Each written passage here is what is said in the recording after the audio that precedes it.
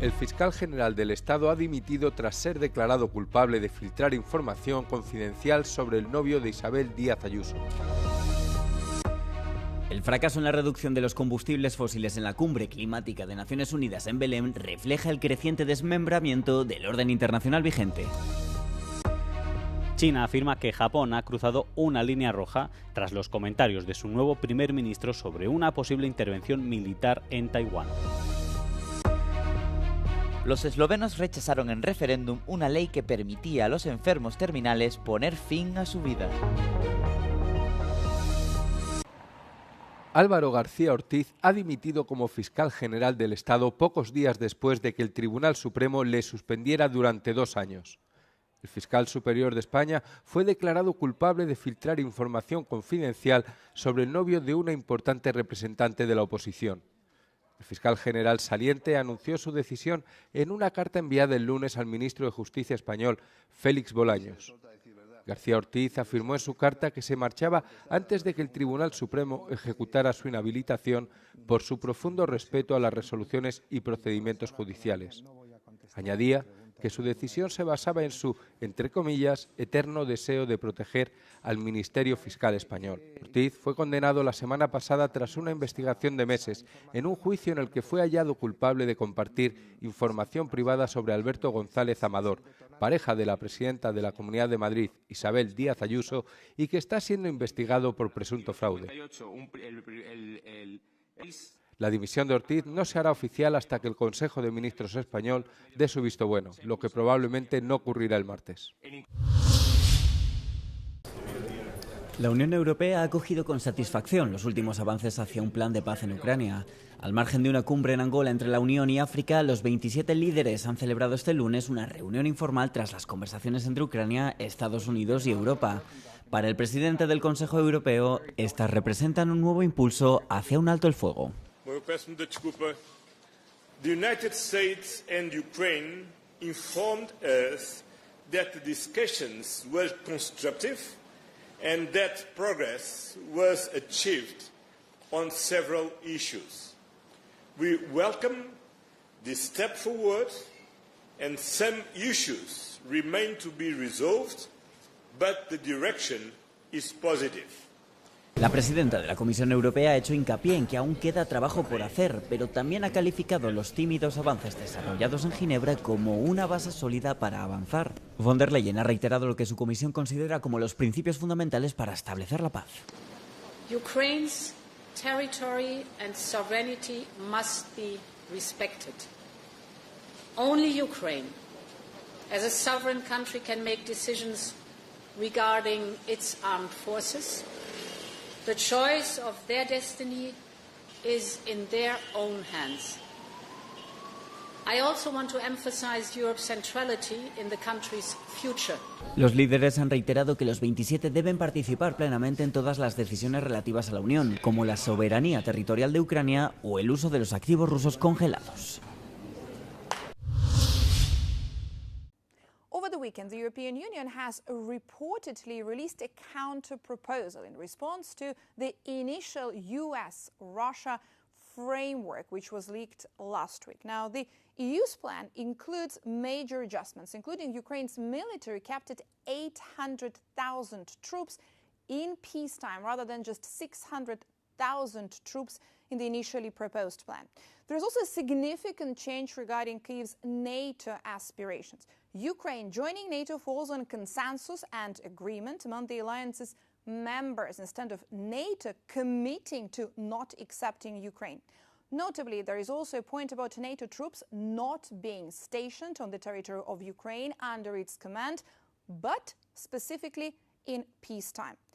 One of the most important aspects of any possible deal for Kyiv concerns Russia's occupied territories of Ukraine, and the EU-led leaked plan drops the recognition of temporarily occupied territories of Ukraine, which was included in last week's US-Russia framework. Now, the territory in question is Ukraine's Luhansk and Donetsk region, which altogether make up the region of Donbas.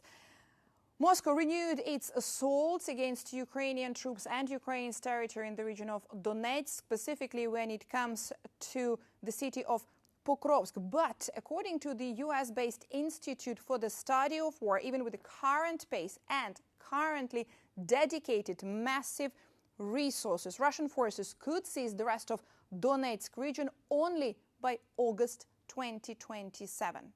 Most importantly, the leaked EU-led proposal brings back the idea of first having a ceasefire at the current contact line and then for Ukraine and Russia to start the negotiations regarding the rest of the possibility, including the temporarily occupied territories. But this is the aspect that Moscow has been rejecting from the very beginning.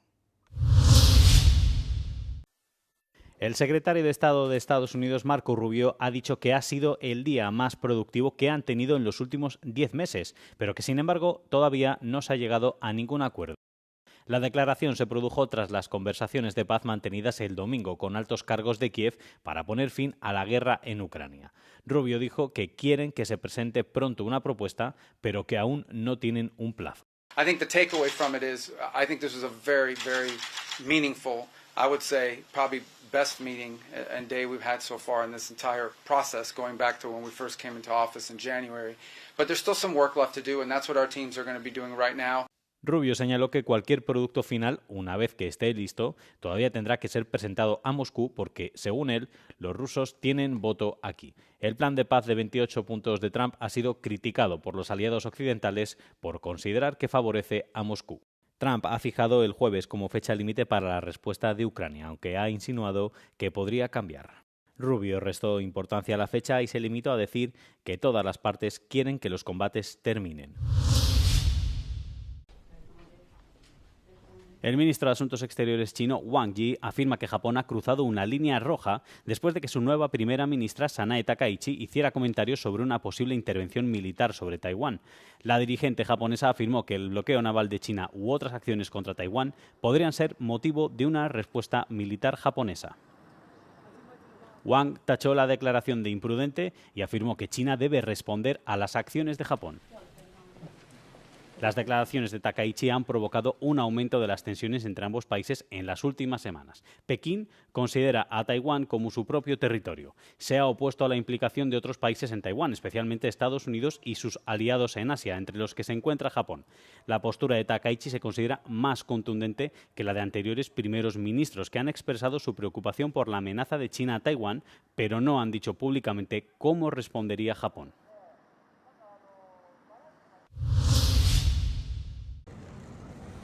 La cumbre del clima COP30 celebrada en la ciudad brasileña de Belém, en la entrada al Amazonas, concluyó con un texto final que evita profundizar en una hoja de ruta para eliminar progresivamente los combustibles fósiles. Algunos de los países asistentes a la principal conferencia de Naciones Unidas sobre cambio climático y cuyas economías dependen en gran medida de la producción de combustibles fósiles, como Arabia Saudí o Emiratos Árabes Unidos, se opusieron abiertamente a cualquier objetivo u hoja de ruta de este tipo. Un día antes del final de la COP30, la Unión Europea amenazó con no respaldar el texto final, que debía ser aprobado por consenso. Al final, los 27 se resignaron a respaldar el documento admitiendo su falta de ambición. Los expertos en geopolítica afirman que el resultado refleja la fragmentación del orden internacional. Además de la ausencia de Estados Unidos, los expertos afirman que la resistencia de los petroestados arábigos era demasiado grande para que prosperase una hoja de ruta hacia la eliminación progresiva de los combustibles fósiles. El resultado de la cumbre de este año se produce 10 años después del histórico Acuerdo de París, en el que los líderes mundiales se comprometieron a tomar medidas efectivas contra el calentamiento global.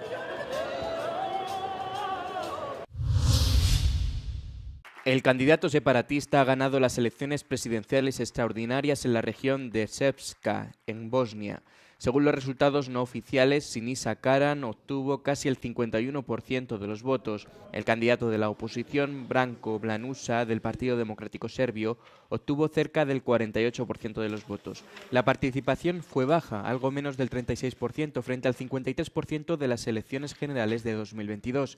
En esta región de mayoría serbia de Bosnia y Herzegovina hubo que celebrar elecciones presidenciales extraordinarias porque una sentencia judicial despojó al expresidente Milorad Dodik de su mandato y le prohibió ocupar un cargo durante 6 años. El ganador, Sinisa Karan, es un estrecho aliado de Dodik. 6 candidatos optaban a la presidencia. El nuevo presidente ocupará el cargo durante menos de un año, el mismo tiempo que Dodik habría permanecido en el poder. Las elecciones generales se celebrarán en octubre de 2026. La ley que permitía el suicidio asistido ha sido rechazada en referéndum en Eslovenia. Con una participación del 41%, más del 53% de los votantes dijeron no a permitir que los pacientes en pleno uso de sus facultades pongan fin a su vida con asistencia médica si padecen una enfermedad incurable o un dolor insoportable. A la ley se opusieron en referéndum partidos y activistas conservadores, así como la Iglesia Católica. Hvala lepa vsem, ki so glasovali proti zastrupitvi bolnikov, invalidov in upokojencev. In to je velika zmaga za invalide, bolnike in upokojence. Zdaj so lahko mirno praznujejo Advent in Božič. Un referéndum no vinculante anterior ya había dicho sí al suicidio asistido en Eslovenia. El referéndum actual rechazó la ley específica, lo que la vicepresidenta del Parlamento atribuyó a una campaña engañosa. Uspeli so konzervativni krogi, uspel je Primc, uspela je RKC nadoločiti javno mnenje s svojimi lažmi, zavajanji in interpretacijami, da gre za zakon, ki globoko posega v človekovo življenje. El rechazo se refiere solo a la ley concreta y los partidarios expresan la esperanza de que el suicidio asistido pueda legalizarse de otra forma en Eslovenia en el futuro.